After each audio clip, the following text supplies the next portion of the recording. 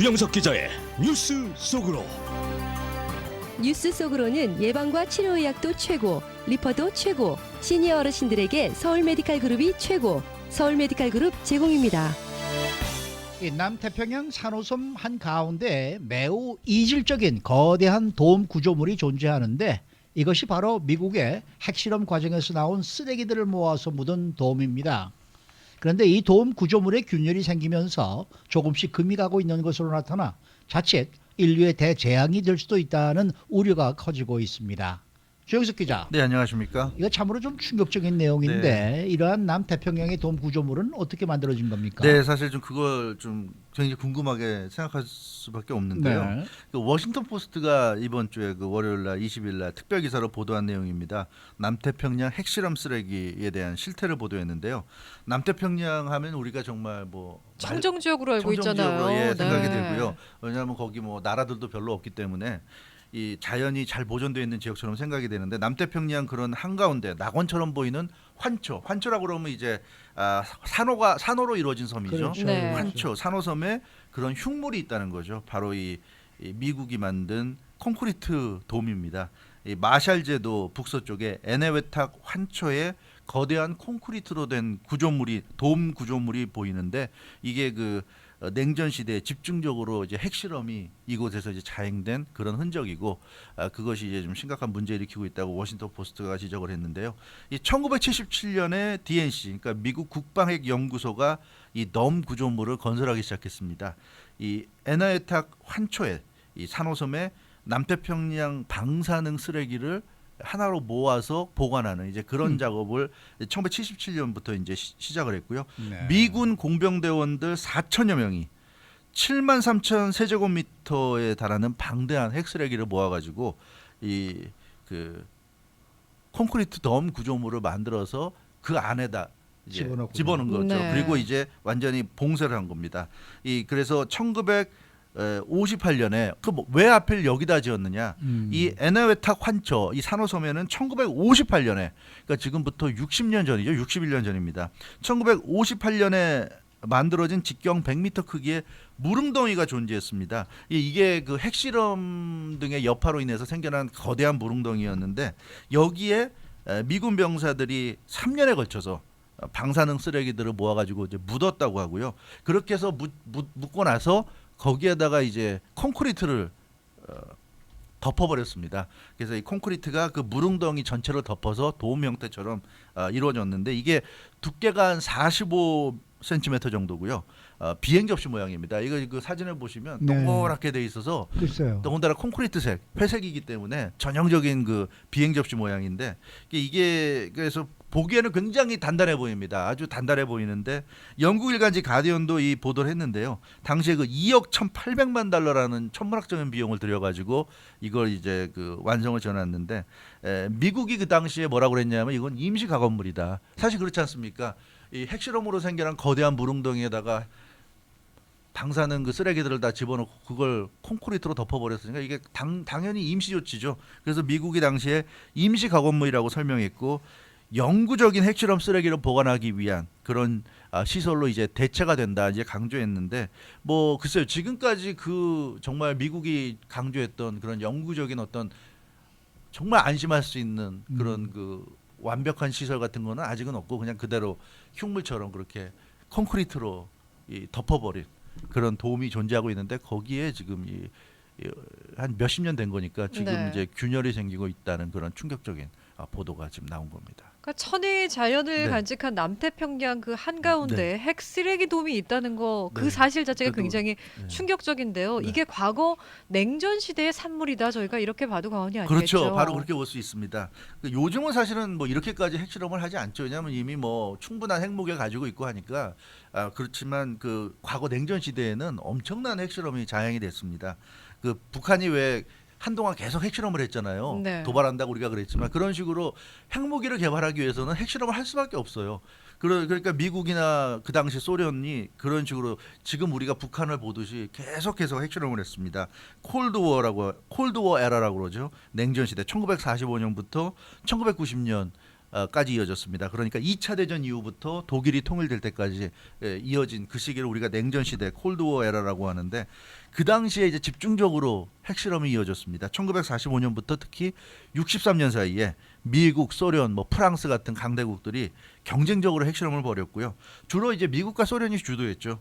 그래서 이 거의 500여 회 가까이 핵실험이 지금 이루어진 것으로 그렇게 지금 그 집계가 되고 있습니다. 그 중에 379차례가 대기권 내에서 실시가 돼서 사실은 이런 그 미국과 소련의 경쟁적인 핵실험 때문에 이 C-14 방사성 탄소량이 지구에 급격히 증가했고요. 이 방사성 탄소라는 게 공룡 화석에서 많이 발견됩니다. 그래서 지금 공룡이 사실 한꺼번에 멸종한 원인은 우리가 지금도 정확히는 모르지만 학자들이 지금 생각하는 유력한 그 이유 중에 하나가 이런 방사성 탄소가 공룡 멸종의 원인이 됐을 거라는 얘기도 하고 있는데 아마 그 당시에는 뭐 핵무기가 없었으니까 뭐 외부의 어떤 해성이나 거대한 행성이 충돌해서 그런 방사성 탄소가 생겨났을 거다는 그런 추측을 하는데 지금 이런 식의 방사성 탄소가 엄청나게 생겨난 거예요. 그래서 이게 당연히 인체라든가 자연에는 좋지가 않습니다. 어찌됐건 그래서 이런 그 후유증을 지금 남겼고요.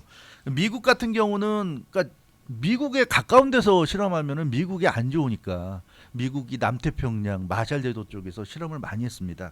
그래서 이 마샬제도 일대에서 1946년에서 58년 사이에 67차례에 걸쳐서 핵 폭발 실험을 강행한 것으로 그렇게 좀 나오고 있고요. 진짜 이기적인 거예요. 그렇습니다. 네. 그러니까 뭐 그래서 당시에 국제사회도 굉장히 비난 여론이 거셌습니다. 그렇지만 뭐 미국은 꿈쩍도 안 했고요. 뭐 소련도 그건 마찬가지겠지만 전혀 뭐 기울이지 않고 우리가 하겠다는데 너네가 무슨 상관이냐 이런 식으로 그러면서 했고요. 심지어 1954년에는 이 마샬 제도에서 그 비키니 섬이라고 유명한 섬이죠. 여기서 수소폭탄 실험을 미국이 감행을 했어요. 이건 굉장히 유명하고 이거 헐리우드 영화에도 이 차용돼서 나오는데 그 비키니 섬에서 수소폭탄 실험까지 강행했고 그래서 미국이 원자폭탄 다 완성하고 수소폭탄 완성하고 그러니까 더 이상 실험을 할 필요가 없으니까 이제 1958년 이후부터는 이제 실험이 진행되지 않았는데 뭐 그때 가면 이미 너무나 심각한 환경 파괴가 이루어졌기 때문에 이 남태평양 쪽에 이 방사성 탄소가 굉장히 많이 있고 그래서 뭐 지금 나오는 얘기 들어보면 남태평양 쪽에 뭐 새우 같은 갑각류라든가 이런 해저 생물들 또 심해 생물들의 이런 그 방사능이 상당히 많이 좀 오염돼 있을 거다는 얘기도 있는 그런 상황입니다. 그래서 지금 우리가 이 돔 구조물에 대한 그 갑작스러운 보도 같지만 이게 사실은 뭐 예전부터 이루어져 왔던 그런 그 핵실험의 그 여파라고 할 수 있겠고요. 그걸 또 이제 충격적인 건 미국이 제대로 관리도 안 해서 남태평양 어딘가에 이렇게 콘크리트 돔을 지어놓고서는 이렇게 버려두고 있었다는 게 참 더 충격적이다. 네. 이렇게 말씀드릴 수 있을 것 같습니다. 미국에서 지하 핵실험을 할 때는 항상 네바다주에서 하거든요. 네, 했죠. 네, 맞아요. 그러니까 이 지하 핵실험에서는 지하 핵실험은 이제 본토에서 했지만 본토에서 했죠. 대기권에서 이제 실시할 때는 이제 이 그렇죠. 마샬 군도가 네, 상관이니까. 그렇습니다. 그러니까 어떻게 보면은 이 미국의 행태가 참 문제가 많은 거예요. 그렇죠. 그렇죠. 네, 뭐 소련도 마찬가지고 강대국들은 어. 사실 좀 힘이 세다 보니까 그런 게 있긴 있죠. 사실 지금 말씀하신 대로 그래서 이 미국의 사실 그 행태를 보면 왜 지금 와서 이런 후유증이 생기는 게 참 당연한 거예요.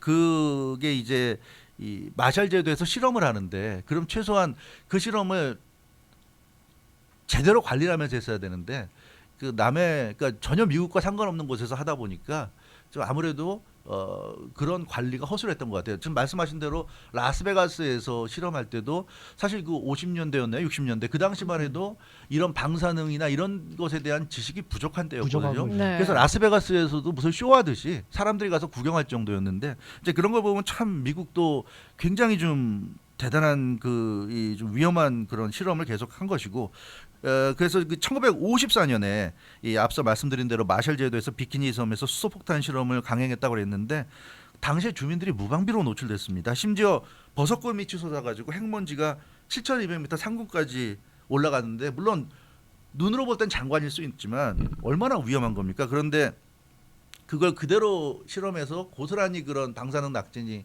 마샬 제도 그 남태평양 쪽에 떨어졌는데 아무도 그 위험을 모르니까 그 당시에 그 섬에 살고 있던 주민들 아이들은 눈을 맞는 것처럼 즐거워했다고 하는데요. 세상에. 이게 참 굉장히 이 미국의 어떻게 보면 참 씻을 수 없는 악행 중에 하나라고 할 수 있을 것 같습니다. 어찌 됐건 이런 식으로 핵실험을 반복해서 자행을 했고요, 미국이.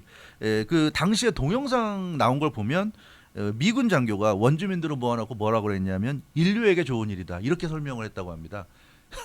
글쎄요, 이렇게 핵실험을 하는 게 인류에게 좋은 일이다 이렇게 설명했다고 하는데 원주민들은 미군 장교 설명을 듣고 모든 것을 신의 손에 맡긴다고 뭐 대답했다고 하는데 아무튼 이런 식의 그 당시 그 마샬 제도나 남태평양 쪽의 상황을 전혀 고려치 않는 그런 핵실험이 강행이 됐고 근데 더 심각한 것은 미국이 이렇게 실험을 하고 나서 전혀 뒤처리 안 했다는 거예요. 그러니까 무슨 잔치를 벌여놓으면 잔치가 끝나고 나면 반드시 뒷정리를 해야 되잖아요. 안 그러면 엉망이 되는데 미국이 잔치를 거하게 해놓고서는 뒷정리를 안 한 셈이에요. 그 1983년에 미국이 마샬 제도와 조약을 체결했는데 마샬 제도에 자치권을 부여했습니다.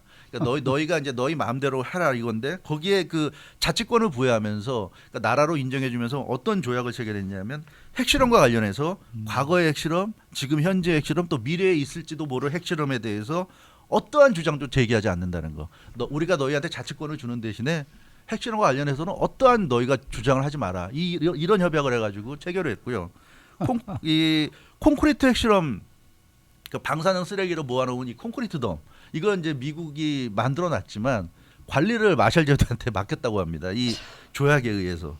근데 마샬 제도란 나라가 글쎄 우리가 생각할 때는 제대로 된 나라라고 보기도 참 어려운데 그렇죠. 이런 나라에게 지금 이 굉장히 위험한 콘크리트 덤의 관리까지 책임까지 떠넘기고 그랬기 때문에 이게 참 심각한 상황인 것 같습니다. 지금 전 세계적으로 핵 문제가 네, 굉장히 논란이 큰 되고 화두잖아요. 있죠. 그런데 뭐 미국이나 뭐 러시아, 뭐 중국 같은 네. 이런 강대국들은 그나마 뭐 핵 관리가 잘 된다고 네. 생각을 해서 인정을 해주는 편이고 네.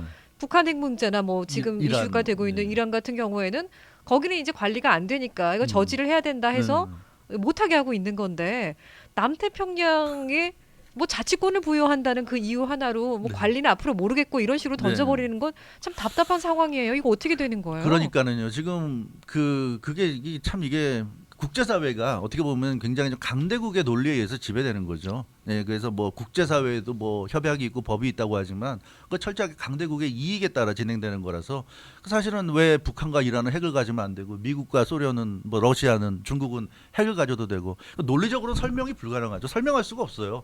왜 특정한 국가는 가져도 되고 특정한 국가는 가지면 안 되는가 설명할 수가 없는 겁니다. 이건 절대로 논리적으로는. 하지만 이게 힘의 질서가 그렇게 돼 있으니까 그런 거고 우리가 생각하기엔 그래도 북한이나 이란은 우리가 믿을 수 없는 나라고 미국이나 러시아나 중국은 세계에서 가장 강한 나라들인데 이 나라들이 자기들이 핵무기 가진 만큼 제대로 관리하겠지. 그게 사실 우리의 어떤 일반적인 보편적인 상식이잖아요. 근데 그렇기 때문에 불합리하지만 인정을 한다는 건데 지금 이런 보도를 보면 그런 기대조차 지금 무너지고 있는 그런 상황인 것 같습니다. 완전 그래서 무책임한 거죠. 좀 무책임한 그런 상황이고 그래서 이게 지금 그 호주 ABC가 사실은 이번에 워싱턴 포스트가 보도했지만 2년 전에 2017년에 호주 ABC가 호주는 남태평양 바로 옆에 있기 때문에 네. 하와이와 그러니까 호주 가운데 가운데 마샬 있는 군도가 그 점에 있을 있거든요. 거예요. 예. 네. 그래서 호주는 굉장히 중요해요. 이게 여기서 문제가 그럼요. 생기면 바로 직접적으로 가장 먼저 영향을 받는 국가이기 호주, 때문에 뉴질랜드가 네. 제일 골치 아프죠. 골치 아프죠. 그래서 네. 호주가 2017년에 ABC 방송이 그 취재를 했는데 거기서 이제 이 핵실험 쓰레기돔을 자세하게 취재했어요. 찍어서. 근데 거기서 뭐라 그러냐면 보수 작업을 제대로 하지 않고 오랜 시간이 지났고 조류가 계속 밀려오니까 콘크리트에 좀 균열이 생겼다. 2017년에 이미 그런 보도가 나왔습니다. 그래서 강력한 폭풍이라도 여기를 덮친다면 이거 정말 큰일 날 수 있다. 이런 보도가 호주 언론을 통해서 이미 방송이 됐고요. 이게 깨진거나 뭐 완전히 안 깨져도 약간이라도 틈이 생겨서 방사능이 유출되면 정말 치명적인 방사능 재앙을 겪을 수 있다. 이제 이런 얘기고 현재 돔에 이제 금이 가는 현상이 나타나고 있는데 사실 뭐 아파트나 주택도 오래되면 금 가는 현상 나타나잖아요. 네. 그런 식으로 이제 금 가는 현상이 나타나는데 이 구조적인 문제다. 호주 TV가 이걸 영상으로 찍어서 분석한 결과는 그렇습니다. 구조적인 문제라고 합니다. 이게 왜냐하면 물웅덩이에다가 콘크리트를 이렇게 싸가지고 씌운 건데 물웅덩이 가장자리에 적절하게 마감 공사를 안 했다고 그래요. 그 당시에 미군이. 이게 아무래도 자연적인 물웅덩이에다가 콘크리트를 그냥 씌웠기 때문에 그렇게까지 완벽하게 하긴 어려웠겠죠. 그러니까 이 가장자리 쪽이 뭔가 좀 틈이 있는 것 같다. 이제 이런 얘기를 호주 방송이 좀 하고 있는데 그래서 이게 지금은 물보다는 수위가 높기 때문에 물보다 위에 솟아있기 때문에 괜찮은데 물이 이걸 덮쳐버리게 되면 완전히 그럼 물 안으로 가라앉게 되면 지금 상태로도 이게 방사능 안에 있는 방사능이 유출되겠죠. 유출돼서 태평양 바다로 나올 수도 있다. 이제 이런 얘기를 하고 있어요. 그래서 폭풍이나 쓰나미 같은 현상이 나타나서 이게 물 밑으로 내려가게 되면 그러니까 물이 이거 위로 올라오게 되면 심각한 현상이 나타날 수 있다. 가장자리 보강 공사가 지금 제대로 안 된 상태다. 이렇게 지적을 하고 있고 그래서 지금 유엔도 움직이고 있습니다. 안토니오 구테르스 유엔 사무총장이 지난 16일 목요일이었습니다. 지난주였죠. 남태평양 피지를 방문했는데 마샬 제도 일대를 지금 방사능 오염으로부터 이 마샬 제도가 지구 전체를 지금 막아주는 일종의 관 역할을 하고 있다. 이런 얘기를 하면서 이 마샬 제도를 지켜내야 된다. 이런 얘기를 유엔 사무총장이 직접 해서 현장에 가가지고 그러면서 미국이나 다른 국가들의 도움이 절실하다고 호소했는데 사실 미국은 정말 이건 제3자처럼 그럴 게 아니라 자기들이 주도적으로 나서서 이 문제는 좀 해결을 해줘야 될 텐데 좀 이 미국은 가만히 있고 지금 유엔 사무총장이 나서서 지금 호소를 하고 있는 그런 상황이고요. 마샬 제도 대통령과 만나서 대화를 나눴다고 안토니오 구테르스 사무총장이 얘기를 했고요.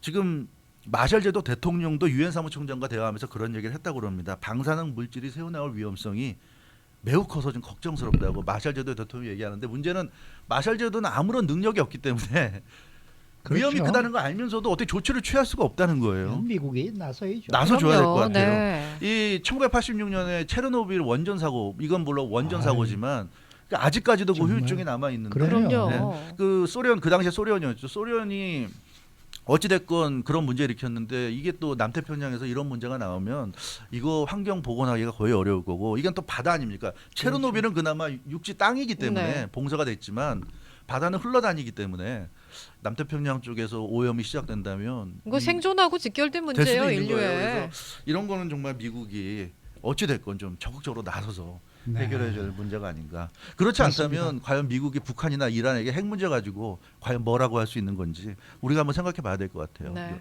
네. 네, 수고 많으셨습니다. 주영석 기자였습니다.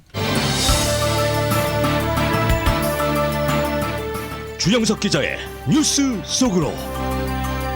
뉴스 속으로는 예방과 치료 의학도 최고, 리퍼도 최고, 서울 메디칼 그룹 제공이었습니다.